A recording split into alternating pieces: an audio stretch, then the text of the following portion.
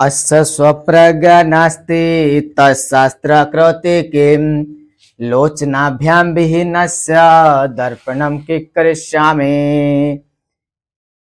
Hello दोस्तों, जय हिंद। कैसे? उम्मीद करते हैं आप सब बहुत अच्छे होंगे। दोस्तों, जैसा कि आपको मैंने पिछला वीडियो में खास तौर पर बताया था, पाटलिपुत्र वैभव का चर्चा हुआ था, तो चैप्टर से हम आगे बढ़ रहे हैं। आज का नया टॉपिक शुरू हो रहा है, आपका नया चैप्टर तृतीय पाठ यानी आलस्य कथा। चैप्टर का जो है तृतीय चैप्टर, इस पाठ का नाम है आलस्य कथा।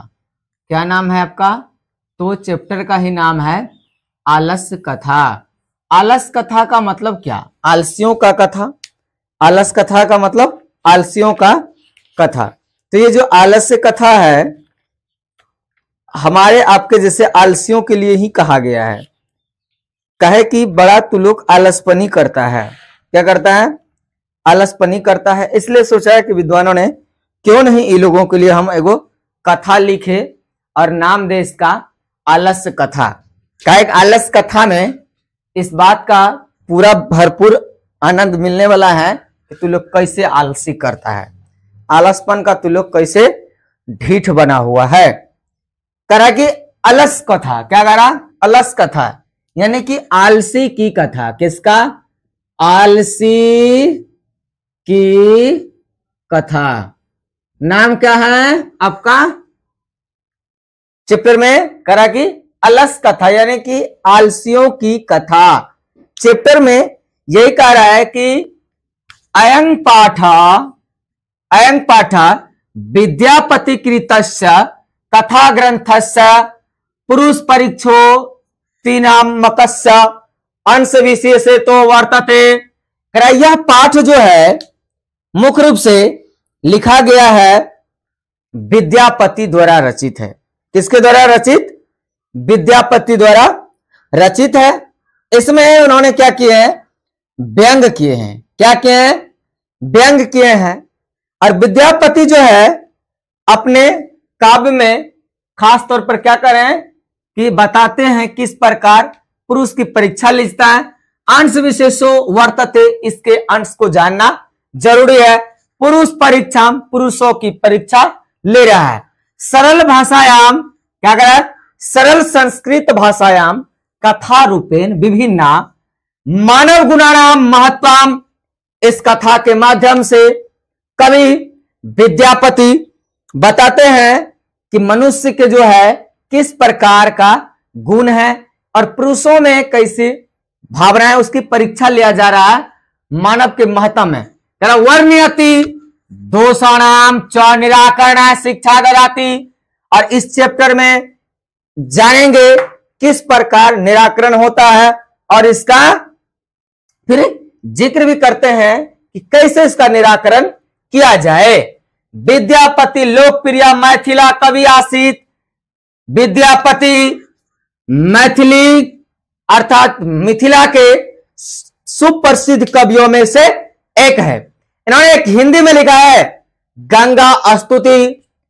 बड़ सुख सार पवल तु तीरे छोड़ इतनी कट नयन बहनी रे। करे कि बड़ सुख सार पावल तू तीरे छोड़ी त निकट नयन बहनी रे। कि कराबे जप जोग ध्यान भनहि विद्यापति एक ही सनान। जन्म कृतारथ भनहि विद्यापति। विद्यापति एक व मार्मिक कवि के रूप में जिक्र करते हैं, अपने शब्दों का बखान करते हैं गंगा स्तुति में कि विद्यापति जब गंगा स्नान में जाते हैं तो प्रार्थना करते हैं कि हे गंगा मैया, हमसे बार बार गलती हो रही है और आप क्षमा कीजिए। कैसे हम आपको छोड़ करके जाए? जाने का मन नहीं करता है। एक नयन बहनी रे, आंखों में आंसू निर्झर निर्झर झरझर रही है। हम इसको छोड़ के कैसे जाए? एक अपराध क्षमा मोर जानी परसल माय पर तू पानी। मुझसे बार बार एक ही अपराध हो रहा है, आपके इतनी शुद्ध शीतल जल में जब मैं स्नान के लिए पानी पर प्रवेश करता हूं, मेरा पैर और आपको क्या करते हैं, गंदल कर देती है। इसलिए मैं हमेशा क्या हूं, आपका पापी हूं आपके शरण में, आप ही मुझे माफ कीजिएगा। तो ये तो हिंदी की बात है। तो इसी प्रकार लोकप्रिय बने इन्होंने, ऐसे ही नहीं, कारण लोग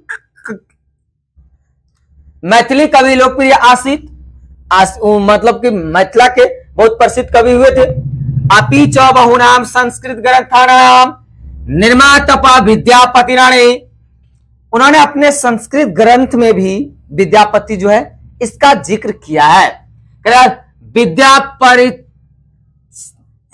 विद्यापति रासिता इति तस् विशिष्टता कृत विषयो अपि प्रभुता आसित, विद्यापति द्वारा रचित ग्रंथ में इसका जिक्र किया गया है।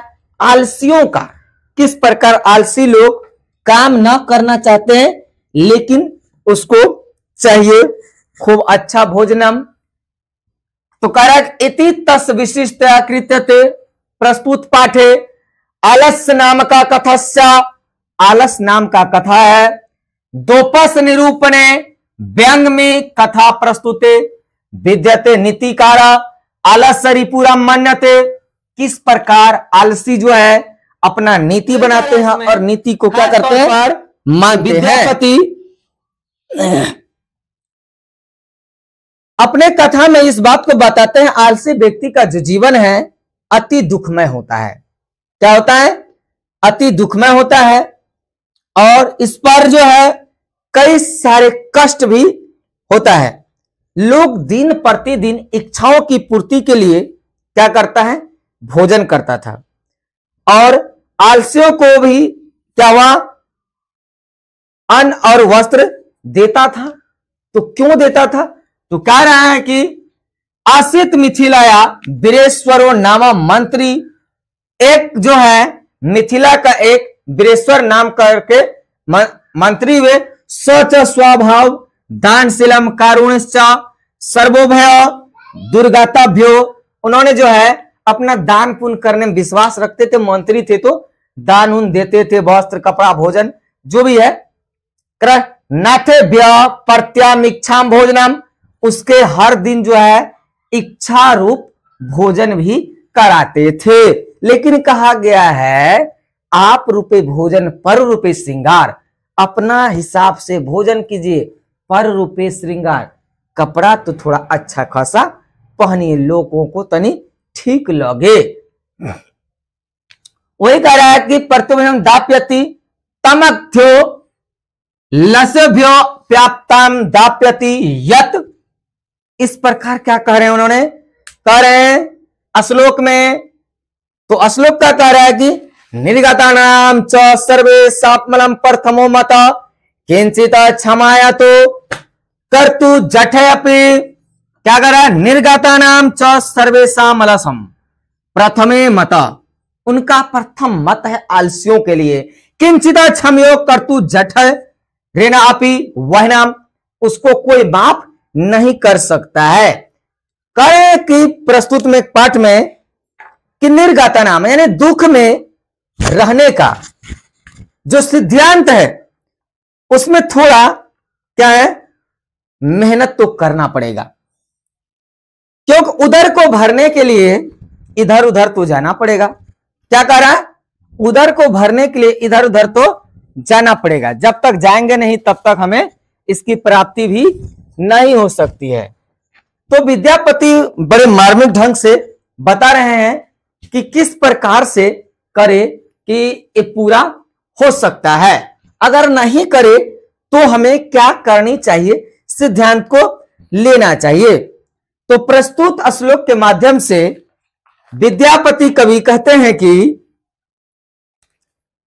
और वह व्यंग करते हैं लोगों पर, क्या करते हैं, व्यंग करते हैं, जो बिना परिश्रम के और बिना पसीना बहाए किसी तरह से जीने का क्या करता है, प्रयास करता है। ऐसे आलसी को पेट की जो है ज्वाला अर्थात भूख कह सकते हैं, एक काफी परेशान करके रख देता है। भूख जो है लज्जा भय को भी खत्म कर देता है। लेकिन थोड़ा भी परिश्रम करने वाला व्यक्ति जो है बड़ा ही सोच समझ करके चलेगा। और जो परिश्रम नहीं करना चाहते हैं ऐसे लोग भागवादी होते हैं। क्या कह रहे हैं कि जो लोग परिश्रम नहीं करना चाहते हैं ऐसे लोग भागवादी होते हैं। जब वे किसी भी संकट में पड़ जाते हैं तो वह क्या करते हैं, भाग पर थोप करके रह जाते हैं कि अच्छा जे होगा से होगा, देखा जाएगा। लेकिन जो आलस का त्याग कर दिया, आलस का क्या क्या त्याग किया, परिश्रमी बना और परिश्रम करना शुरू कर दिया, इससे उसको क्या हो गया, कई सारे लाभ भी मिलने लगा। अर्थात हम यह कह सकते हैं कि जो जीवन में है आलस्य को दूर करना पड़ेगा और मेहनत तो जरूरी ही है। कभी ना कभी तो मेहनत आपको करना पड़ेगा। जब जन्म लिए हैं तो आज कीजिए या कल कीजिए। इसीलिए खास तौर पर हम कहते हैं 9वां 10वां वाला को आप लोग खूब मेहनत कीजिए। काहे कि नहीं मेहनत कीजिएगा तो बेकार हो जाएगा। 10वां वाला सबसे यही कहेंगे कि 9 लेवल मैट्रिक चांस आइए लेक्चर बीए डांस। अब ये तू पढ़ो, 9वां में पढ़ लो, 10वां में क्या होता है, मैट्रिक का चांस होगा, आइए लेक्चर, इंटर में लेक्चर होता, बीए में डांस होता क्लास में। तो क्यों नहीं अभी इसे पढ़ ले, खूब मेहनत करे, जी तोड़ मेहनत करो, पी जाओ किताब को, जो मिले उस काम को ईमानदारी के साथ करो, तब तो मजा ही मजा आ जाएगा, दिल गदगद हो जाएगा। नहीं तो तू लोग का भी यही हाल होगा जैसे इन आलसियों के लिए ये छपाया है किताब, तू लोग के लिए भी छपेगा। काहे कि तू लोग भी मेहनत करने से बड़ा कतराता है, और जब कतराएगा तो क्या होगा, कोई तुम पर दान दया की भाव नहीं रखेगा, क्योंकि तूने रखा ही नहीं किसी पर, तू वो क्यों रखे। इसलिए तू लोग करो और करके आगे बढ़ो, यही कह रहे हैं। और क्या कहेंगे, फिर अगला दिन हम लेकर के चलेंगे, एक दिन के ये का श्लोक, दूसरा दिन में फिर दूसरा श्लोक, जय श्लोक तय दिन नहीं, कल खत्म कर दिया जाएगा इसको। ठीक, तो फिर चलते हैं।